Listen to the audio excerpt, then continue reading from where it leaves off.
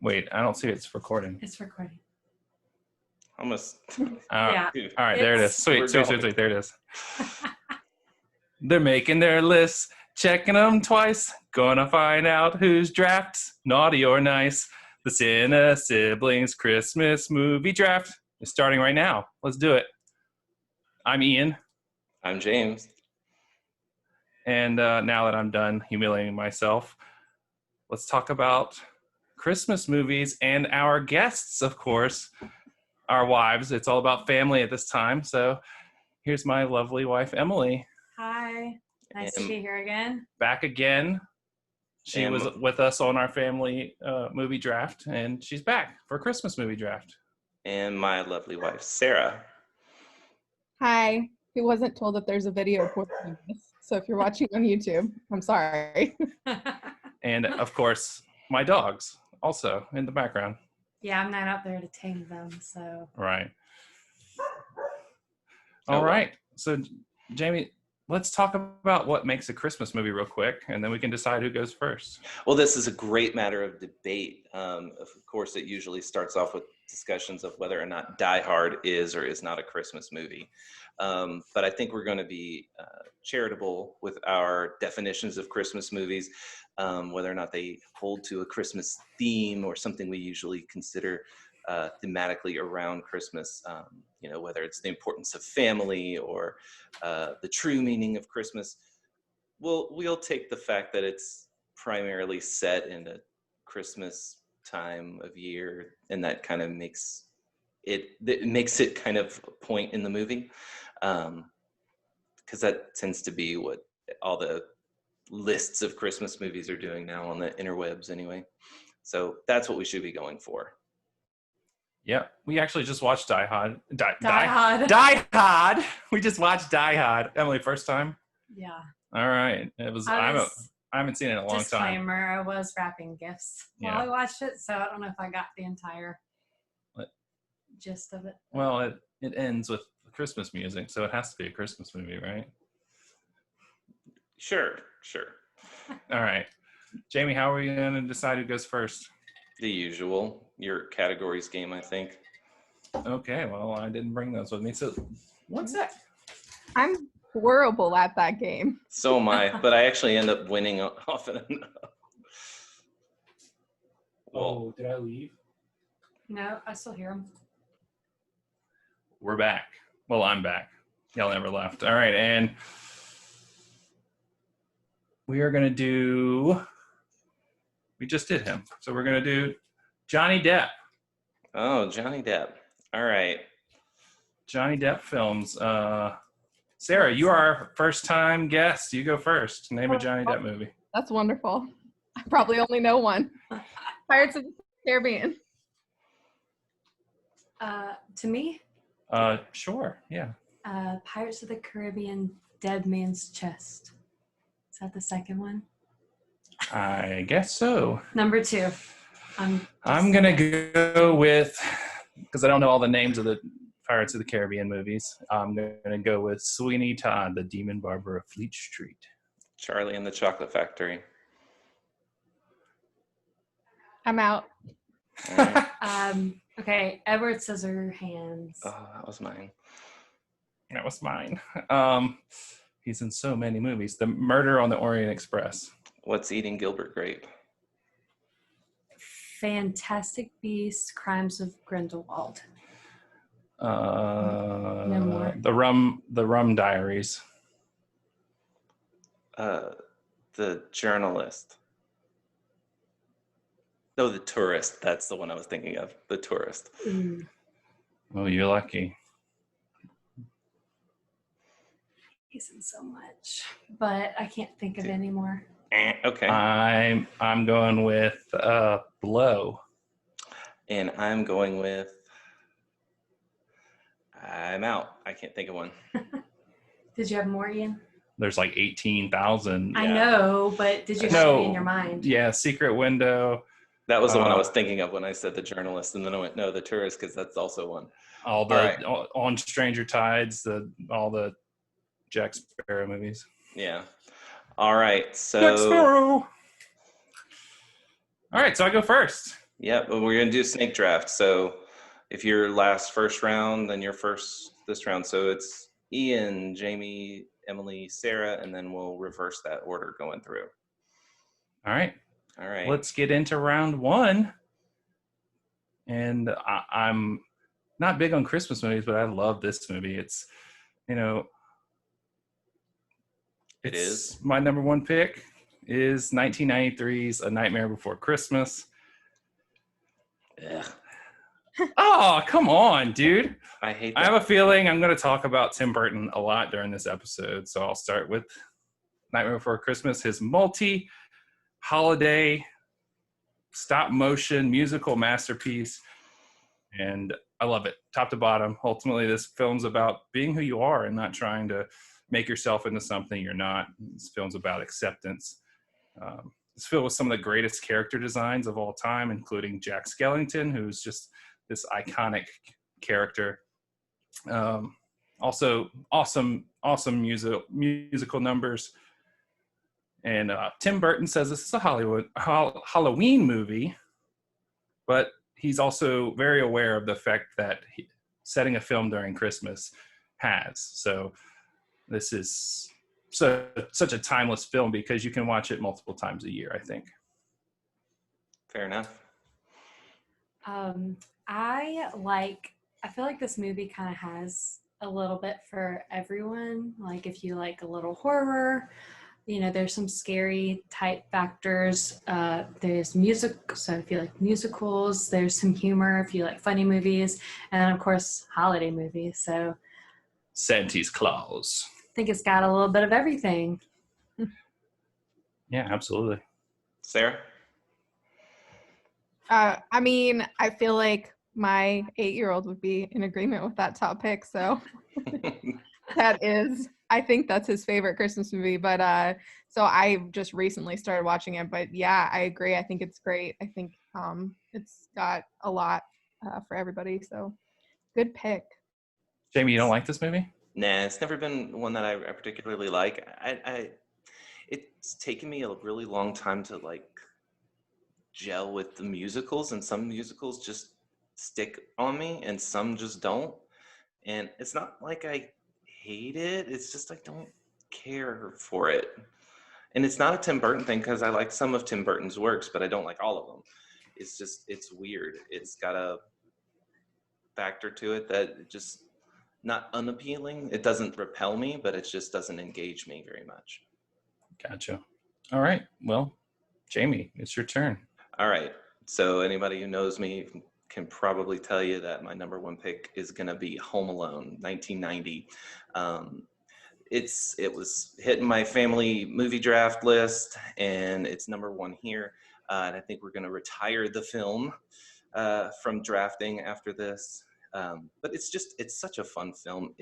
Most people have seen it. It gets a good amount of play during Christmas time. It's that central theme. It's focused around the importance of family, and even though we might not feel like being around family sometimes, or that they're more of a pain in the butt than they're worth, but it kind of puts some of those feelings that we all often have in perspective, and I really like that about it. Yep, loved the movie. Awesome, Macaulay Culkin. What more can you say? I don't know. I guess because it's not really an excuse that it came out right not long after I was born, but probably before you were born. This is not one that me and my family watched much. I don't know why. I've seen it, but it wasn't a normal one for me. House full of girls, Emily. This is a little boy's fantasy of just creating booby traps to kill the bad guys. I think that's one of the things that has a lot to do with. I don't mean to age you or anything, but Emily, this came out before you were born. Okay, so, but I have movies on my list that came out before I was born. Oh, absolutely, yeah. Yeah, I feel like this one, because I'm a mom, I don't know. When I watch it, I'm like, how could she leave her kid? And that's what I think about sometimes. So I'm like, I totally get why little boys and you love it, but they have 10 million kids. So yeah. It doesn't make my top list, but I definitely watch it every year anyway. So I actually haven't seen this movie in a long time, but it is Home Alone 2, Lost in New York, also set during I Christmas. think so. Yes, it is. Oh, so it's draftable. All right. That's actually when we were watching your son. That's the first movie he requested I put on was the second one. Mm-hmm. Yeah. So I guess he likes that one more. I think it's the Tim Curry character because he's like, I know that guy. I saw him in something else. It was we were watching the Three Musketeers where he plays Tim Curry plays Cardinal Richelieu, and he was like, I know him. Where's Home Alone 2? And it was like, yeah, okay, it was a good era. So all right, Emily, you are next. My turn. Okay. So last time I was on, we did the family draft, and I hate to draft this one again because I drafted it in the family movie draft, but I can't not do it. My number one Christmas movie of all time is It's a Wonderful Life. I have to watch it every Christmas Eve before I go to bed. If you haven't seen it yet, you need to. 1946, Jimmy Stewart, Donna Reed, straight at PG. I think it teaches you what's important in life, and you see the main character realize that. So I don't know. I talked about it already. So if you guys want to say anything, if you didn't hear me talk about it, go and listen to the family movie draft. Hit up the archive. But one of the things that we did do is we connected Home Alone and It's a Wonderful Life because they play It's a Wonderful Life in Home Alone. It's in French, the clips that they play, but it touches on the same themes, but kind of has a little bit of a reversal in where he's got all this good family that he just doesn't see, and he wants to kind of remove himself from the picture. And we have the more selfish version in Kevin's character in Home Alone, where he's like, I want everybody else gone because I just want to be about myself. But it's still all those selfish motives, and then realizing that the love of family is key. Yeah, and I just want to, last time we talked about it, I said that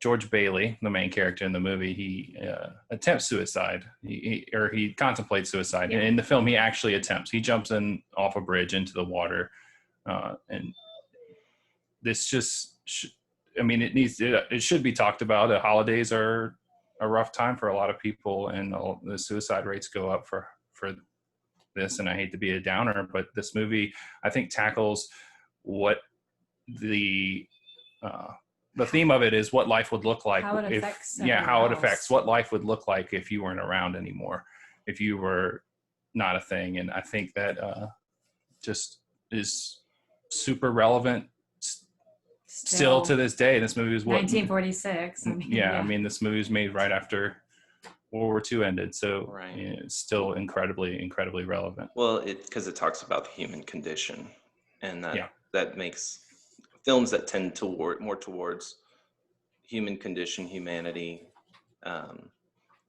problems that we've always had, that tends to be the ones that last and are so timeless. So, all right, Sarah, your pick.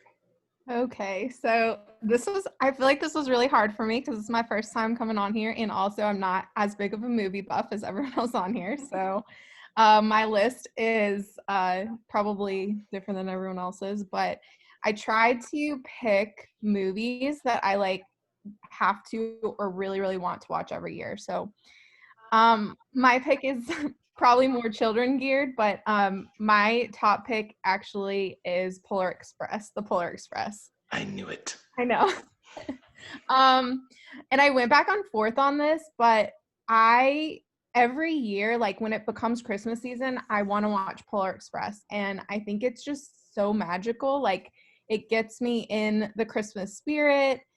It's the animations and seeing all of the interactions, and I just recently found, I think Tom Hanks plays 5 or 6 different characters on the Polar Express.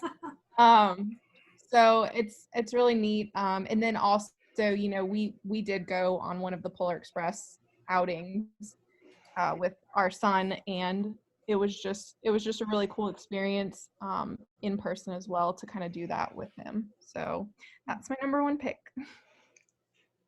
Yeah, this is another one that like I was not really a fan of. I didn't have as much of a aversion to it, but having been made to sit down and watch it, like for a few years now, I kind of go, okay, I see the magic that you're talking about in it, and it's not my favorite Christmas movie, but it does have that kind of sense of wonder. And some of the things that bother me about it when I didn't have kids, it was like, okay, this doesn't make sense. This plot point doesn't, like whatever. And then when you watch it and you kind of put yourself in the shoes of the kids, like, it's not supposed to make sense. This whole thing doesn't make sense. That's not the point. I haven't seen it. I don't think I've seen it all the way through either. Yeah. I don't know if it's streaming. Maybe we should watch it. Yeah. How do y'all have it? Yeah. Okay. I'd be down. All right. Let's head into round 2. And it's Sarah's turn, taking her number 2 movie. Oh. Okay. That caught me a little off guard. So, okay, I'm going to go with the movie that I watched the most after Polar Express. I don't know, Jamie, do you know what this is? Okay. Yeah, I'm going to say that. Do you want me to like guess on the air? Yeah. If you're wrong? Yeah. Great. I think it's Elf. Yeah, it is. No! That was both of our number 2s. I should have just taken a number 1. I feel like Nightmare Before Christmas would have wheeled around to me. Yeah. I know. And I struggled with it because I was thinking like, I don't know, going after Emily and then choosing Elf, like, I don't know. So, but yeah, I love Elf. I think it's a great movie. I think it brings the magic of Christmas to the real world and adults. And I love that about the movie. And of course, Will Ferrell does great in the movie. So yeah, I'm sure you guys probably could give a better synopsis than me, but I also love that it's in New York City. So I love so many things about this movie, and I usually put it on day 2 of like our Christmas festivities. So Sit on a throne of lies. So I've been having like Christmas stuff on while I'm doing some work, and there's this show on Netflix called The Movies That Made Us. Is that what it's We called? started off with the toys that made us, and they did the movies that made us, and now they did the Christmas movies that made us. Yeah, Oh. and so the first, or one of the first ones, is on Elf. I actually didn't even finish watching it yet because then Ian got off work, but it talks about how Elf is so heavily influenced by the claymation Rudolph the Red-Nosed Reindeer. And so that's not shocking to me that I love Elf so much, because I love Rudolph the Red-Nosed Reindeer so much too. So yeah, that would have been my second pick for sure. Jon Favreau is the director, and he's gotten a lot of praise right now. He brought the MCU to life with Iron Man 1 and 2, and now he's doing his thing with Mandalorian. He's just incredible. He's just an incredible creative force, and I think this movie is no exception. And Zooey Deschanel is a relatively fresh face at the time. She's great. So was Will Ferrell. Will Ferrell's been around for a while. No, well, on the show I was watching, it says that he hadn't been a star of a movie yet. So no one wanted. Well, he was on Saturday Night Live. Yeah, but he hadn't broken out. Not yet. a star of a movie. Okay. And wait, he's on Night in the Roxbury. Anyway. Yeah, but that wasn't big. That was a Saturday Night Live based movie. That was like a movie based on the skit. So, but this is, I think we want to talk about how great Will Ferrell is in it, but I feel like this is one of his funniest movies. And for sure. Yeah. Maybe it all went downhill from there. So. Or maybe it was the writing. Yeah. So good. Yeah. But I heard Jon Favreau and he didn't get along. That's not necessarily surprising. I mean, you got 2 guys who are pretty, think they know what they're doing, and they both pretty well do. So that's not too surprising that happened. But one of the things you mentioned about it being heavily influenced by the claymation stories, the Christmas ones that we're so familiar with, the TV specials. Those are adventure stories. And Jon Favreau, he can tell you some cool adventure stories. So I think that really kind of plays into what you've got going here. So I love it. This one is one that I originally didn't like. It was one that I just didn't want to watch. But I absolutely fell in love with the film and just having okay, fine, I'm going to sit down and begrudgingly watch it. It was excellent. Love it. I want to see it every year. Well, Ferrell actually did a podcast episode with Dax Shepard on his podcast, and he talked about going to see this in a theater, and there was just these little kids going like, "Oh my God, I love him so much!" Like just screaming out loud in the theater about. He's just a lovable character, and it's just great to see. I mean, everybody gravitates towards this. I'm a 31-year-old hetero male, and I'm just like, I love him. I love Buddy. I love Buddy the Elf. Great character. All right. So we're at Emily. Number 2. All right. So that was my number 2. So I got to move. Okay. So new number 2 for me. Well, I just mentioned it. Rudolph the Red-Nosed Reindeer from 1964. The claymation. Made for TV. Well, I didn't know that at the time. I think it was anyway. It could have been, but I wasn't born till way later. So I'm used to watching it. I'm sure it came on TV still, or we got the VHS, something. Most Christmas movies do get caught on TV. That's that's where they make the money. I'd like to watch it again. I don't know how to watch it again, but it's probably going to come on CBS all the time. I just love Rudolph, and yeah, I mean the claymation things are. It's just really classics. Different and cool, and yeah, I think it embodies Christmas. I mean, it's not just a movie set during Christmas time. It is about very iconic characters. Mm-hmm. Well, it created an iconic character in Rudolph.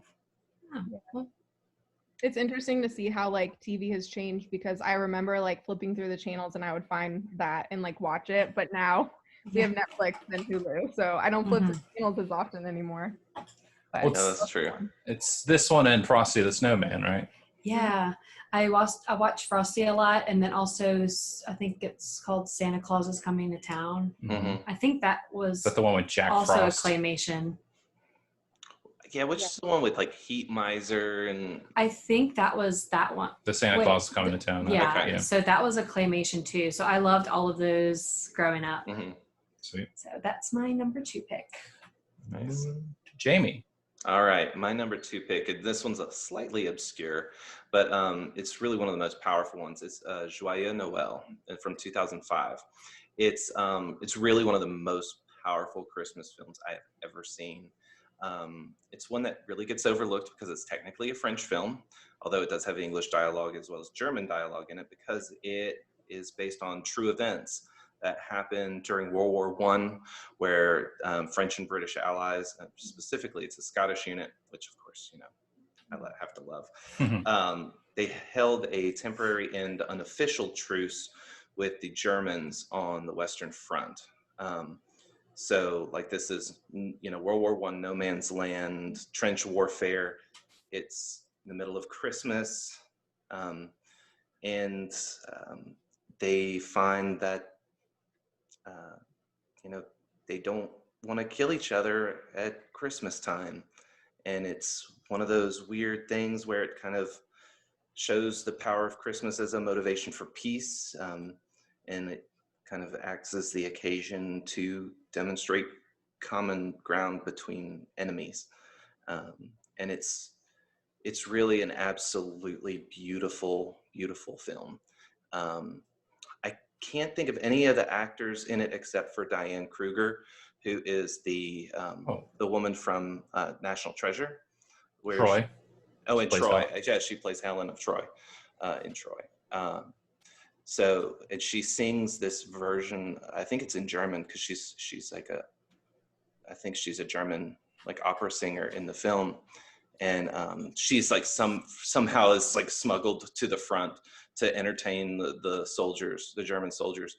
But she sings this version of Silent Night, I think that, or no, maybe Ave Maria actually, in the film, and it is just so beautiful because she's standing in the middle of no man's land with Germans, French, British soldiers who've been killing each other, and it's just so powerful.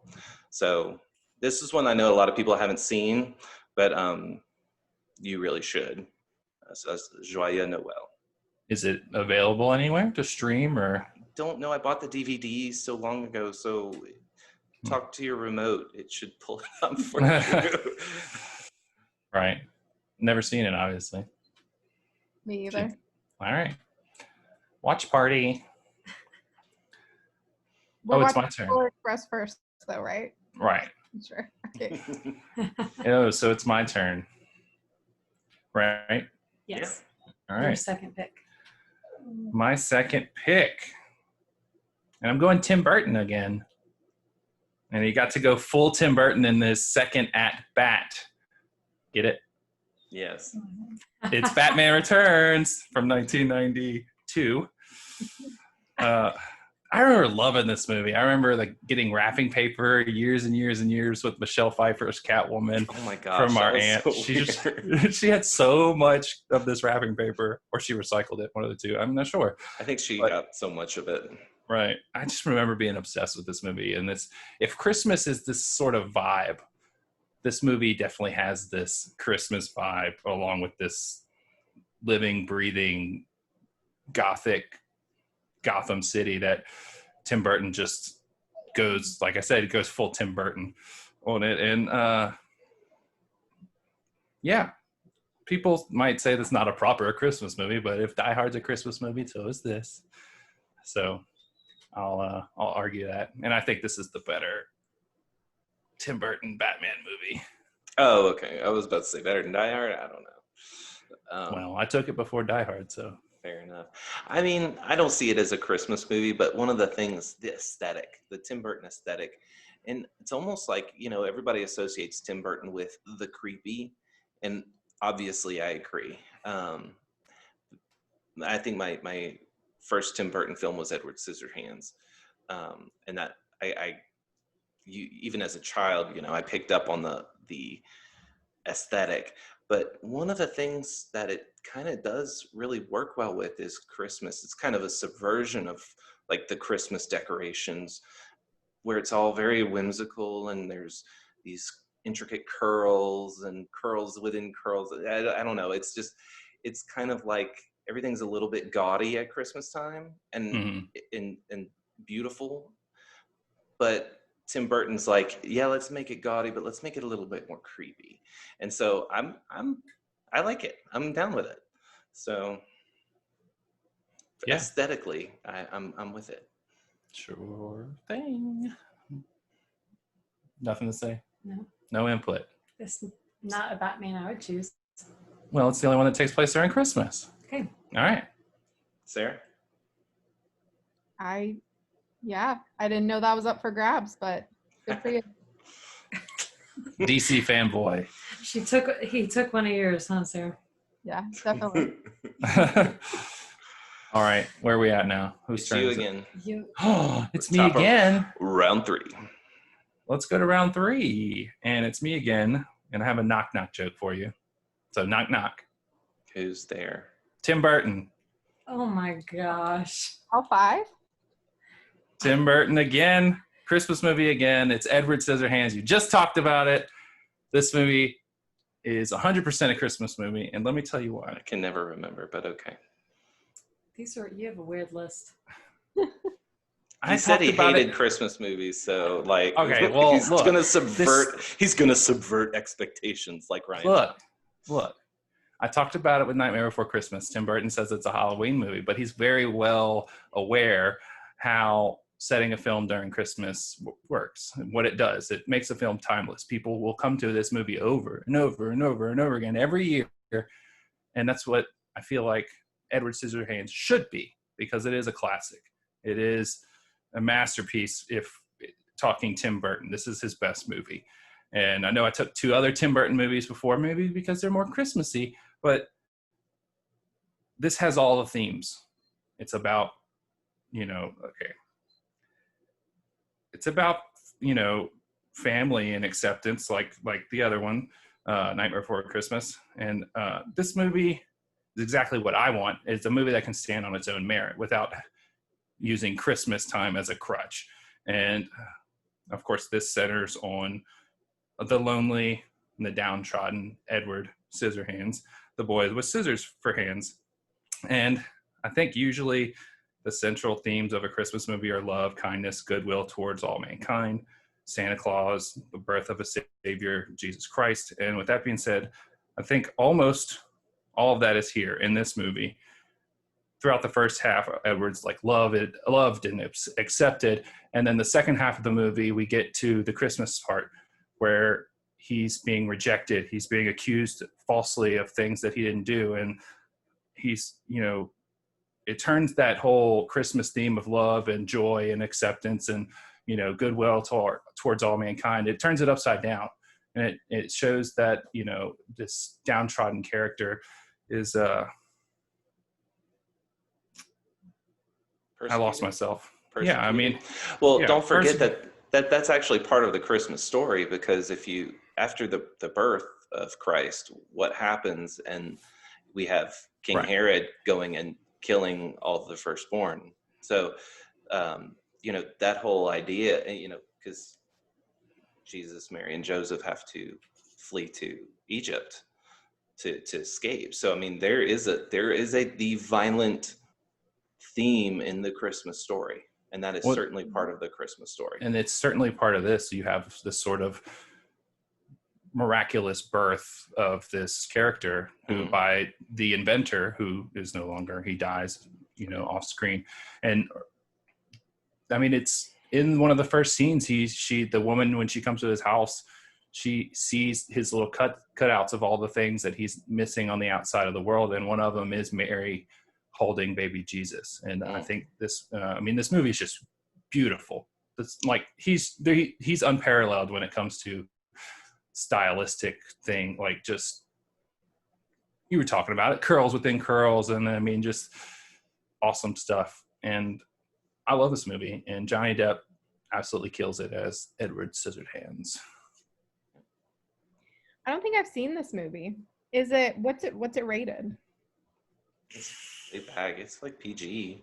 Probably PG, but I could be wrong. We watched it as kids. I mean, that doesn't say much, because I was terrified at the beginning of this movie every time, because it's very, very creepy and eerie. The house is very gothic looking in the middle of this very like cookie cutter, colorful neighborhood. It is rated PG-13, starring Winona Ryder and Johnny Depp. Yeah, it's got the Munsters thing going on there. Right. Yeah, I've heard of it, but I haven't seen it, so now I'm interested. I'm gonna have to go watch it. Yeah, I'm interested after your analysis there to rewatch it, because I have not seen it in over, I would say, 2 decades for sure. Wow. Yeah. Well, it's now my dog Indy's pick, apparently.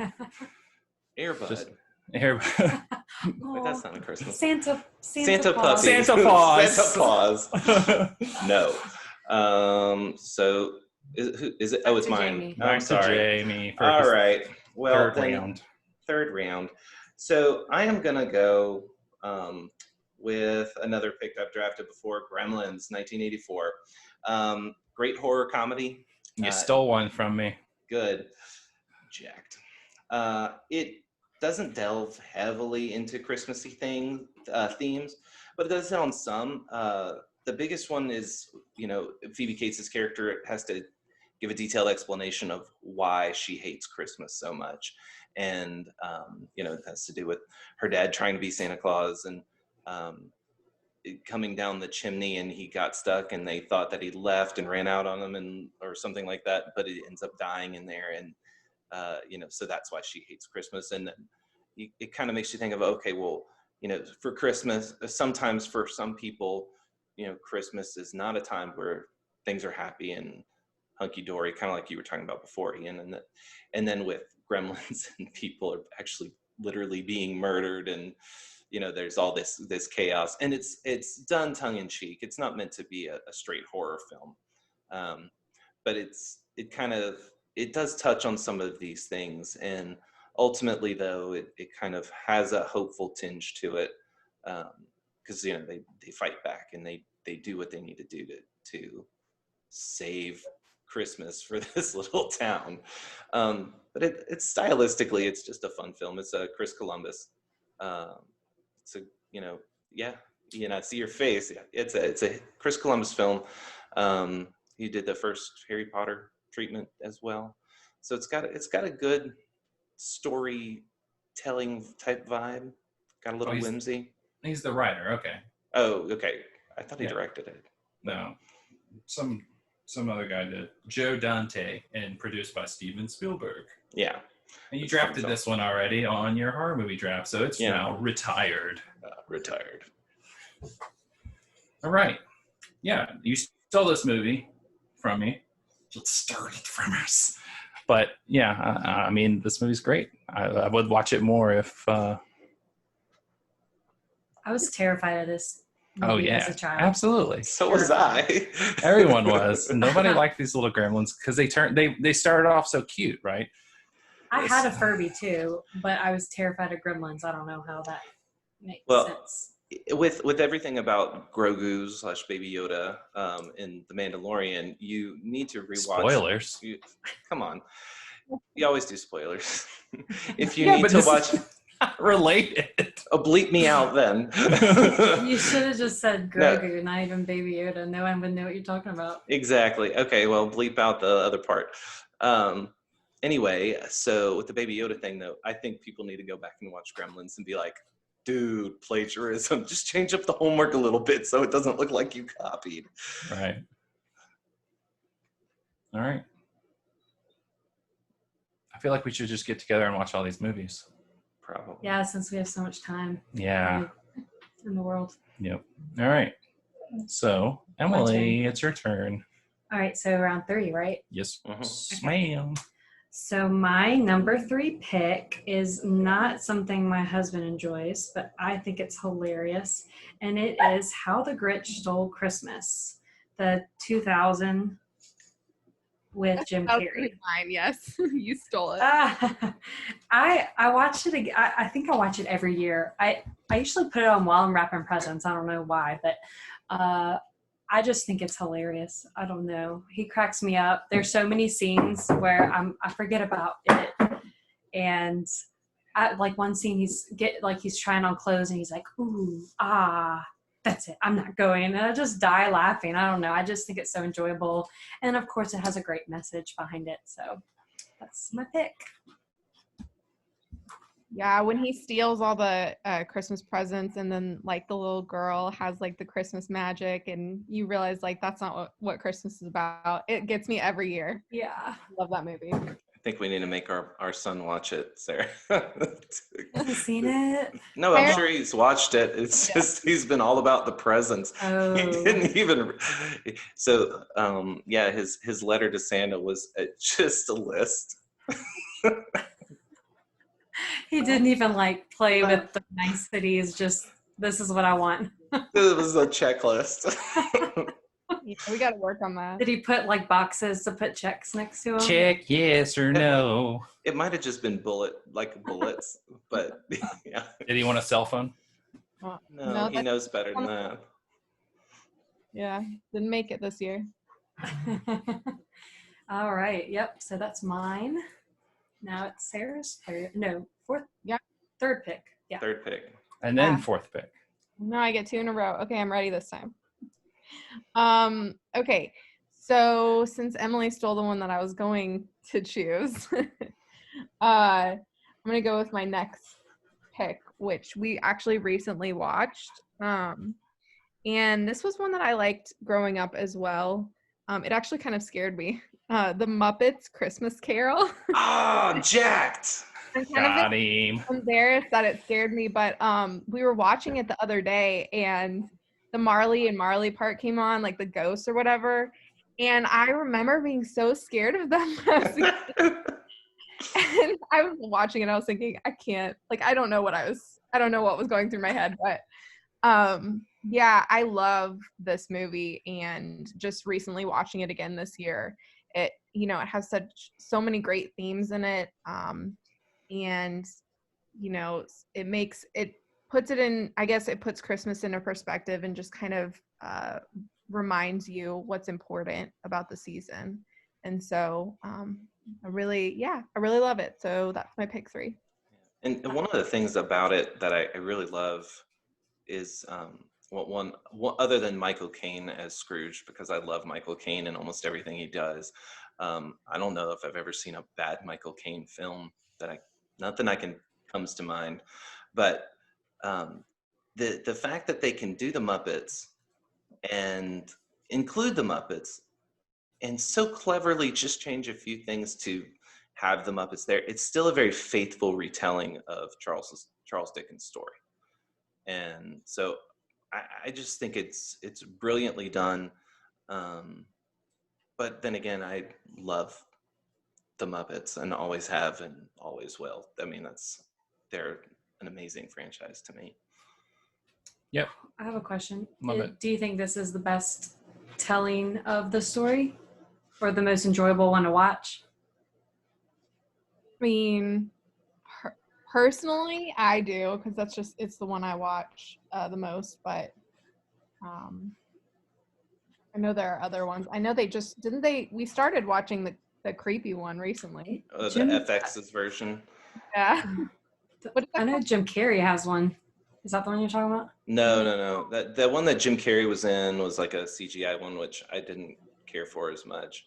What is this thing on FX? Yeah, it's one, I can't remember the name of the guy who plays Scrooge. He plays the villain in Iron Man 3. But it's Ben Kingsley? No. The real one, not the Guy Pearce. Yeah. And I know that having you around, Ian, I can just do that and the names of people. But he's really good. It's really dark. It's a really dark. We started watching it thinking that it would be okay to watch with Skylar because it was like, ooh, a creepier version. And it was like, no, we're not watching this. It's for adults. Yeah, definitely not kid friendly. But I want to check that out. Okay. All right. Yeah. I think Hulu. Yeah. Yeah. Everything on FX is on Hulu because it's all owned by Disney now. Oh yeah. All right. Okay. Oh yes. We're headed into the 4th round. Yeah. Okay. I'm ready. So for my 4th pick, I'm going to choose something that actually came out. Well, I'm not sure because it says 2019, but I watched it this year. So it's a Netflix original, and yeah. So I thought you were about to take one. Sorry. Yeah, so we just recently watched this one. I don't know that Jamie will agree with me, but Noelle. Oh yeah, I like it. Yeah, my 4th pick. I loved that movie. I was surprised because it's Anna Kendrick stars in it, and I didn't think I was going to love it as much as I did. It's a really great movie. It's basically, summing the idea that Christmas doesn't, or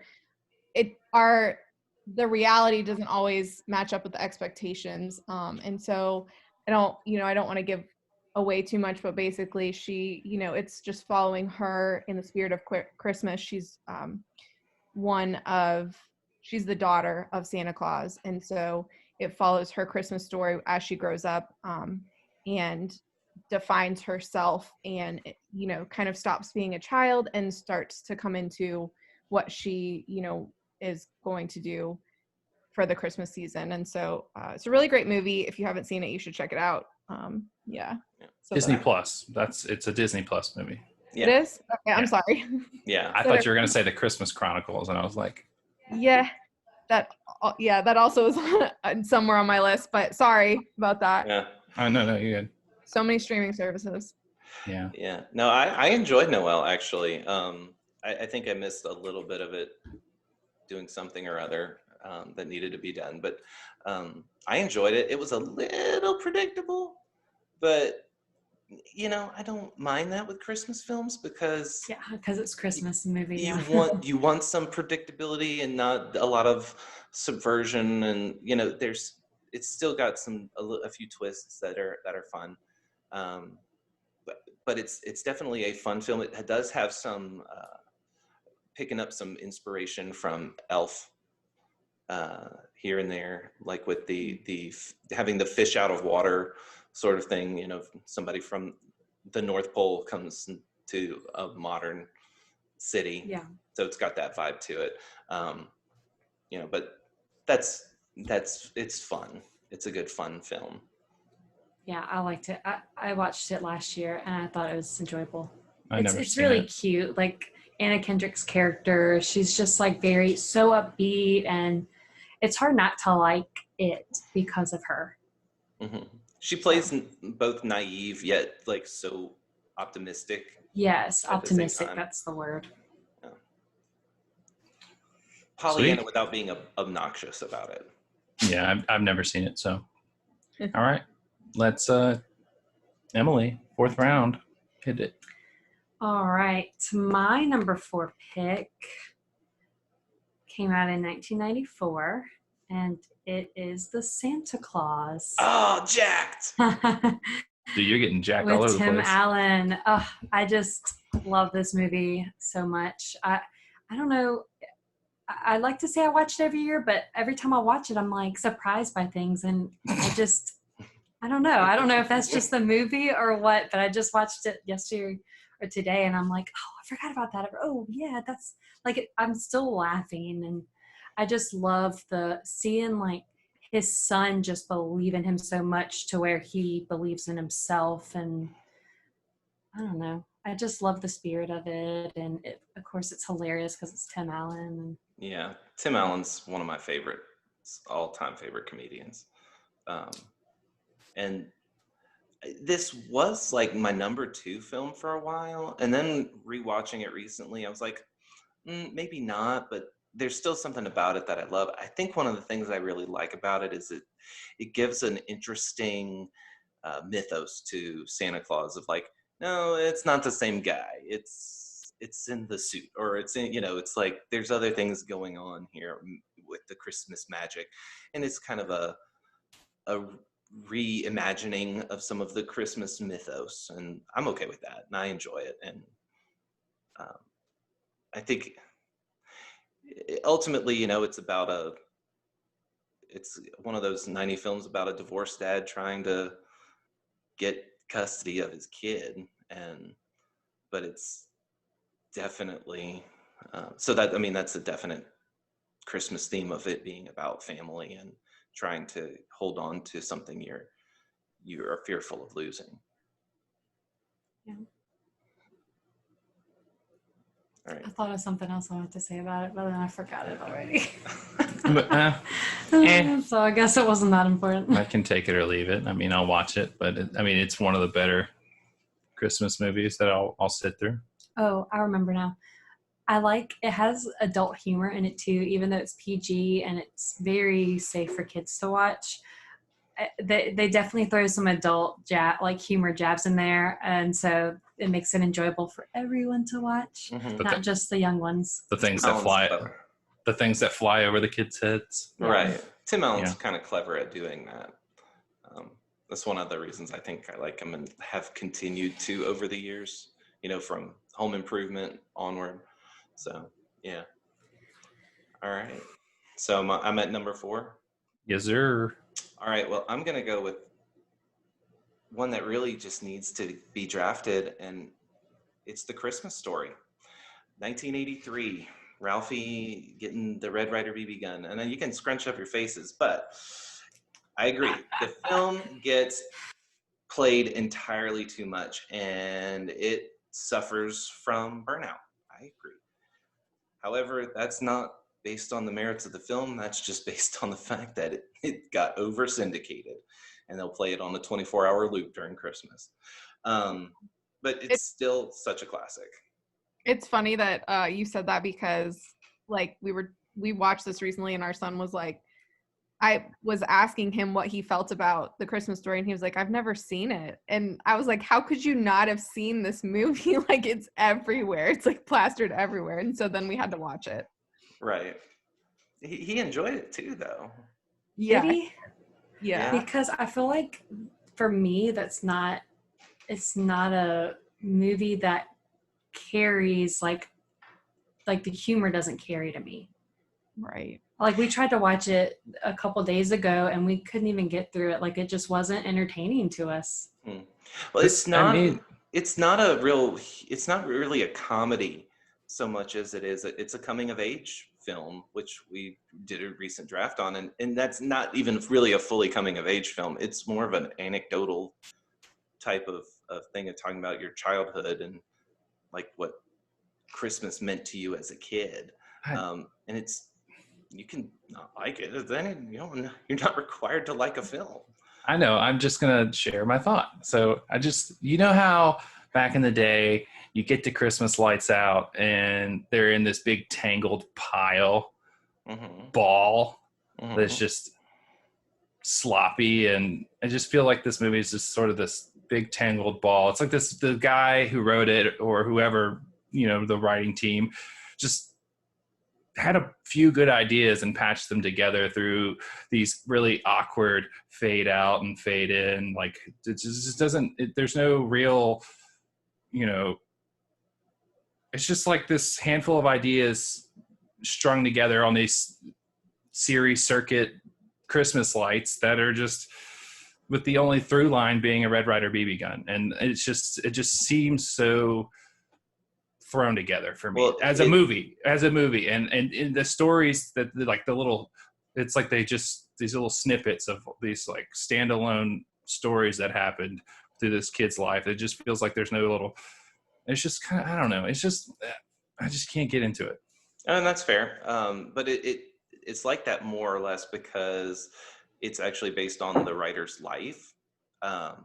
So it's not got a very, straightforward story arc with conflict and internal and external things, and like a lot of it's just this imagined kind of stuff, and it's actually it's one portion of the novel, or I guess it's a novel, but it's based on this guy's experiences growing up. So yeah, it's definitely not a crafted story in that frame, but I think that's not why it's so popular and why it speaks to so many people. It's because it's actually it's very relatable to a lot of people because it's the kinds of things that they experienced growing up in say the 50s. But even that, it's got this classic Americana kind of vibe to it, and so I think that's why so many people identify with it. And it, like you're saying, because it's got all these vignettes, basically these fade outs, fade ins. So each scene kind of stands on its own. And that's one reason I think this is the movie that gets played on a 24-hour loop on some stations during Christmas, because it's okay to just have on in the background. For a lot of people, it's their background Christmas movie because they don't have to watch all of it straight through to complete a story. Which, I mean, I don't know. Yeah. You don't have to like it. I know I don't. All right, whose turn is it? My turn? Yeah. All right. Let us bash yours now. Let us bash yours. You're not going to bash mine because you like my movie. It's from 2019. And, of course, I do a little subversion. It's Shazam. Is it a stretch to say this is a Christmas movie? Yeah. No way. How? A stretch. This takes place during Christmas. Mm-hmm. And if Die Hard's a Christmas movie, if Edward Scissorhands is a Christmas movie, so is this. All the themes are here. It's about family. It's about love. It's about not just family, but finding your family. It's about found family. And I mean, it is a pretty, generic superhero origin story, but I mean, it pulls from a lot of other, sort of things, Christmas movies. And there's a big fight in the toy store and there's Christmas decorations all around. You get some Tom Hanks big vibes of, because it's about a kid who becomes an adult superhero, and it's a good Christmas movie, I think. I think it's a good superhero movie. It's a good Christmas movie too. I don't even think it's a good superhero movie. I enjoyed the movie for sure. I just would have never thought of it as a Christmas movie, but I guess Wow. I would have to go back and see the Christmas vibes. Yeah. Okay. All right, Okay. Ian. Gremlins. I mean, I don't.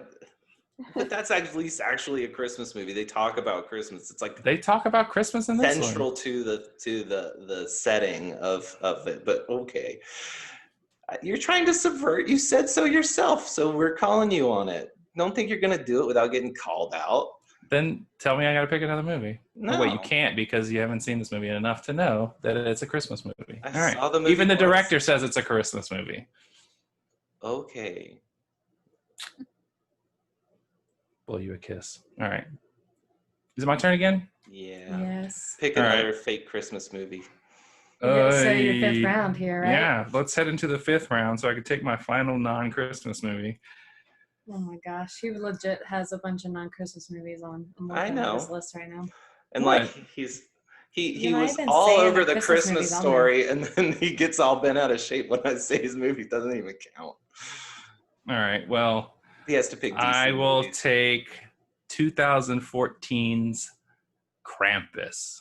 If I can't have Gremlins, I want my other horror comedy, and it's going to be Krampus. And this movie's fun. I mean, it's horror. I'm a sucker for horror, but it's also just ridiculous fun, and it really has. I mean, it's about Christmas, of course, but it really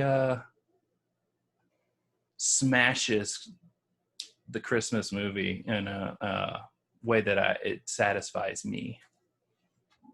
Have you guys seen this movie? I have. I know I made you watch it. It No, is scary. I didn't catch that it was a comedy horror when Oh, I yeah. watched the Yeah. previews, so I was kind of like, nah, I'll pass. I mean, it's Adam Scott and I'm forgetting the actor's name. It's the other guy from Anchorman, the whammy guy. Oh. Yeah. Anyway, yeah, it's a funny movie. Okay. You'll need to check it out if you like horror comedies. If I'm gonna watch horror, I'd rather a horror comedy than anything else. And it's a Christmas movie, like through and through. Okay, yeah, that one I buy. Oh, David Koechner. He's the Todd Packer on The Office. Oh, okay. And then Toni Collette, who It's a lot of horror movies.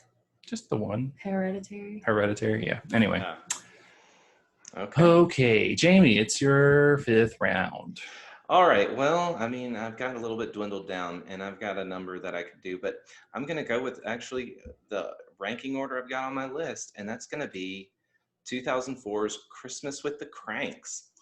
Ah. I only saw this a few years ago, but Tim Allen, Dan Aykroyd, Jamie Lee Curtis, do we really need to say more? It's going to be a fun film. It's going to be interesting with quirky characters and just goofy comedy that it's like they stick the landing.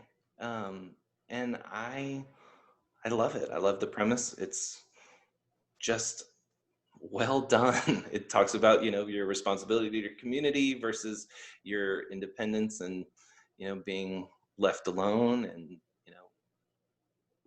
family expectations and tradition versus making new traditions.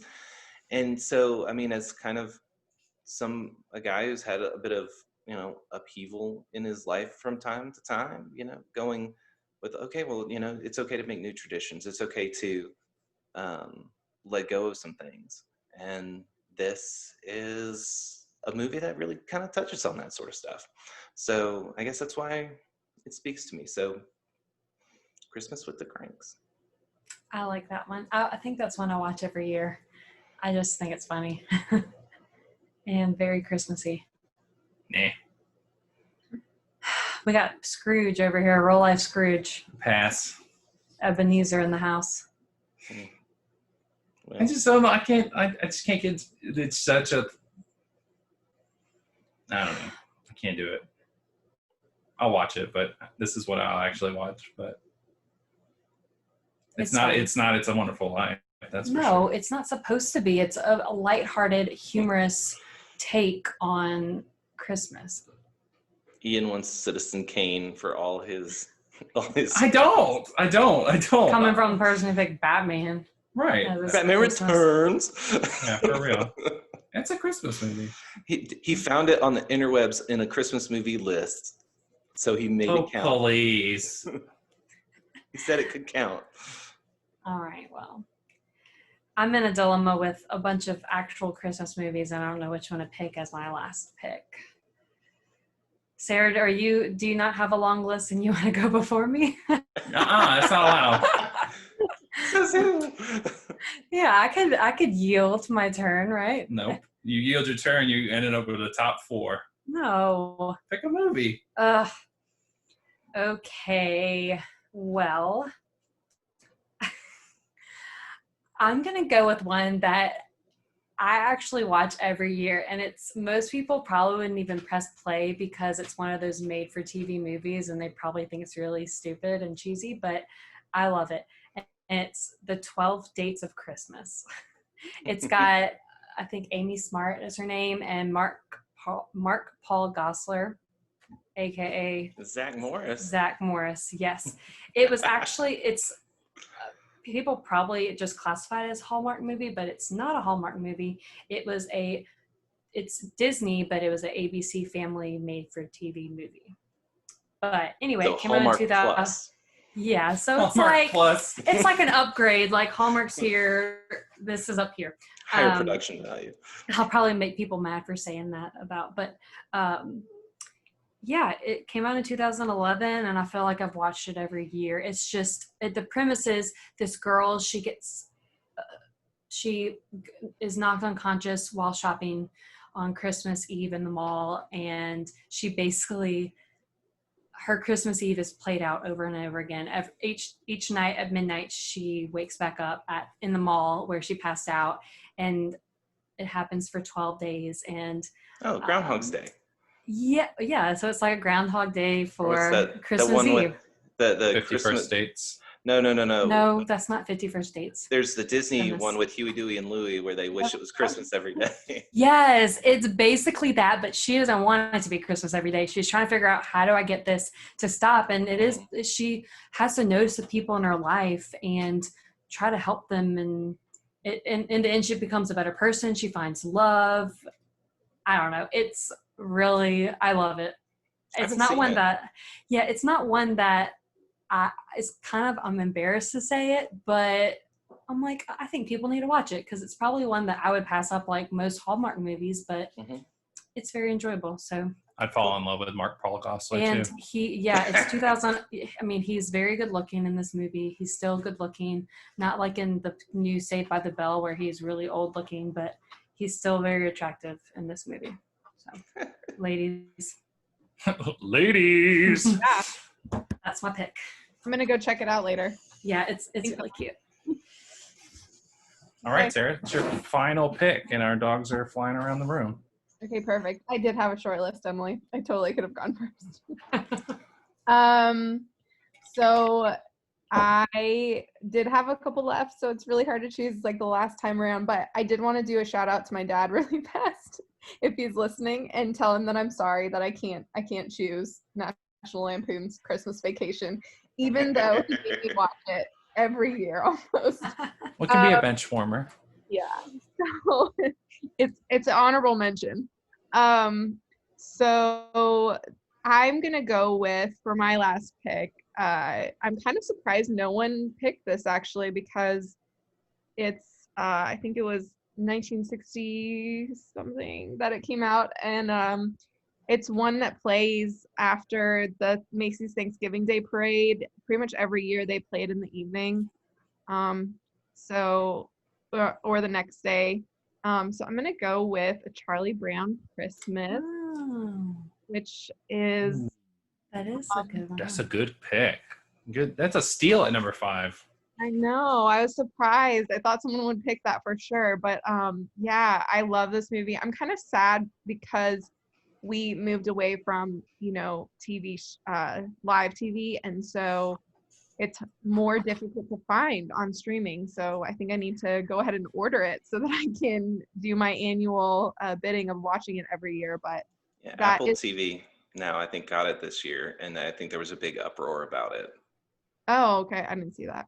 But yeah, I mean, I'm sure everybody's pretty much seen it, but that's just one of those iconic ones that I just feel like I have to watch every year to get in the Christmas spirit. So that's what I'm gonna end on. I thought you were hinting at Miracle on 34th Street. Oh yeah, that's a good one too. I can't believe no one chose that. Oh, there's still bench warmers. So, Emily, let's hear your bench warmers. Why me? Because I said so. What? Already? I'll do a bench Oh warmer. yeah, because you take some Christmas movies. I'm going to do 1998, or I don't know if it was 98, but Jingle All the Way with Arnold Schwarzenegger, Sinbad. Yes. I rewatched this. It's so bad. It's so bad. Anakin Skywalker and Phil Hartman. Oh, yeah. I just want the one scene that really I love so much is the when Arnold calls home and Phil Hartman answers the phone eating his wife's cookies, and it's like, these cookies, and he's just like, put the cookie down. Yeah, that's why I'm taking that as my first bench warmer. I do watch this one every year. It's just funny. It's turbo time. Yeah, it's just funny to watch. I want to throw in then for mine, Ernest Saves Christmas. That was one I used to watch as a kid. You know what I mean, Vern? I love Jim Varney, and I love all the Ernest movies. Although I think Scared Stupid was the worst one, but Ernest Saves Christmas is probably one of my favorites, and it was one that I would watch every year. Usually, I want to say on the Disney Channel, but probably on another channel. I think we had it on Laserdisc. Did we? I don't know. I have it on DVD now. So, all right, Sarah. Do I get to throw in another one? Yeah. I guess you said national. Just a bench warmer. I know, I did. No, I know. Actually, I considered this was actually one of my top ones I considered at first, but then I thought it wasn't a Christmas movie. I didn't know about the rule. So The Holiday. Oh yes, that was a runner up for number 5 for me. Which one's that? Yeah. It's Jack Black, Jude Law, Kate Winslet, and Cameron Diaz. Yeah, I've never seen it. It's a cute movie. It's funny and cute. It's a very good Christmas rom-com. But it's not like in your face Christmas, but it's like it's Christmas. Like, yeah, I like it. I watched it a lot when I was single, and like I really identified with the Cameron Diaz character because she's like so like workaholic. And, yeah, she is a workaholic. And so, Jamie, you'll have to watch it. Sounds like someone. It is on Hulu because I watched it the other day. We did. Okay, so my bench warmer turn. Yes, your bench warmer turn. Okay, I will take, because Sarah took The Holiday, so I'm glad because that narrows it down for me. Ooh, this was one I just watched this year. It came out in 2019, and it's on Netflix right now. It's called Klaus. Klaus? Oh, that's the animated one?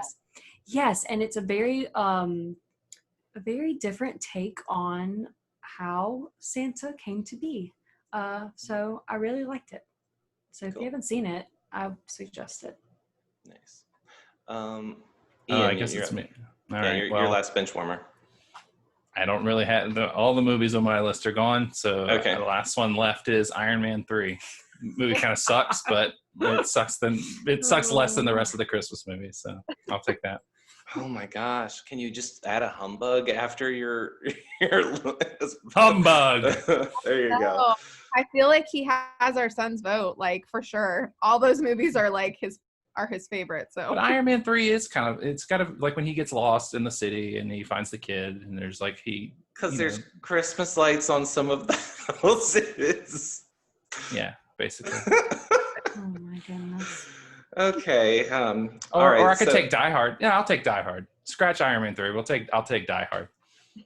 Okay. A little more acceptable. Yeah, I mean this movie's fun. I mean nonstop action. Like they get right to it, and Hans Gruber's great. There you go. All right. I'm going to go with one that isn't on a lot of the Christmas movie lists, but I'm pretty sure it is. Holiday Inn from 1942. It's a good old movie. Yeah, it is, but it's like kind of like it's a sing dance kind of. I don't remember if it's Fred Astaire or not, but I think it is. But it's that kind of fun 40s type of film. But it starts at Christmas, and they go through all like the major holidays and like kind of put on these events at the Holiday Inn, because that's like the theme, and which I believe is where the hotel steals the name or bought the name to kind of from the film. And then it ends on Christmas Eve. So it kind of uses Christmas as an anchor, the anchor holiday that kind of brought it all out. And I think it's actually where we get the song White Christmas. Isn't that White Christmas? Yeah, that's from White Christmas, I thought. I thought it actually originated from this, and then White Christmas comes later. So Possible. yeah. Yeah, no, you could. Yeah, I don't really know. Best known song from being White Christmas. The composer wrote 12 songs for the film. So says Wikipedia. But okay, well. Anyway, yeah. That's the. Sarah's got one, right? We both have one more. Oh, sorry. Go. Go. Go ahead, Emily. Oh, I was gonna let you go first. I'm such a gentleman. Oh. Somebody pick one. I only had one other on my list, so the Okay, only go other for one it. I had on my list was the Christmas Chronicles, the first one. I didn't much care for the second one, I'm gonna be honest, the one that came out this year. But the first one, I loved that one. We watched it a few times last year. Skylar loved it, and yeah, I think it's a great story from it gives a different perspective on Santa for sure, and then it's also a story Cool Santa from the kid perspective as well, and just like the older brother, turning from the naughty list to the nice list, and trying to they're coping with their first Christmas since their dad died. Yeah. Too. So it's like this good bonding moment between the siblings. I didn't hate this movie. I actually kind of liked it.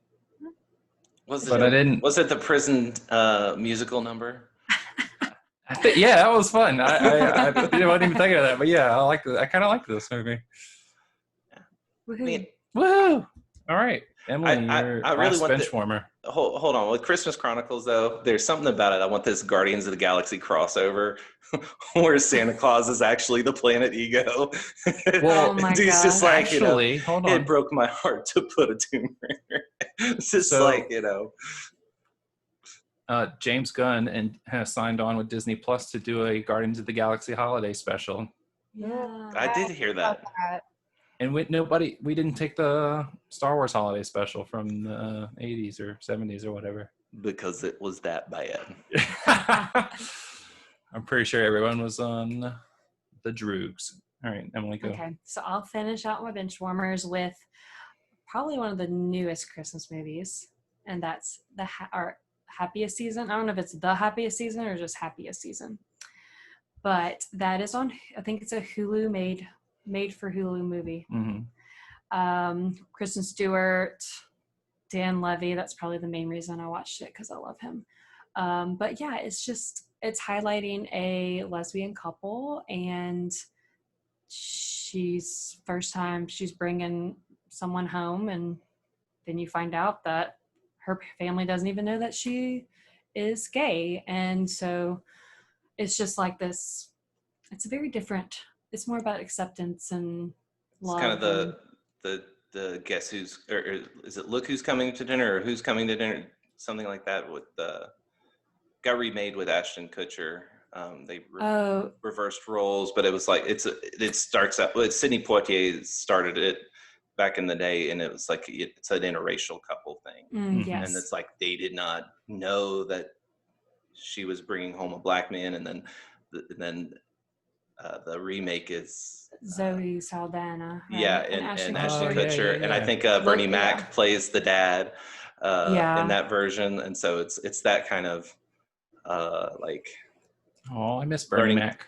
Learning to blend a family with different. Well, I feel like it's more of the girl, like that she bring, like her family. She doesn't tell her family. She's like, this is just my roommate. And it's about her having to accept that, be yourself. Like she has to learn that she's going to have to be herself and follow her heart, even if her family doesn't accept her for that. And she's terrified that her family won't accept her.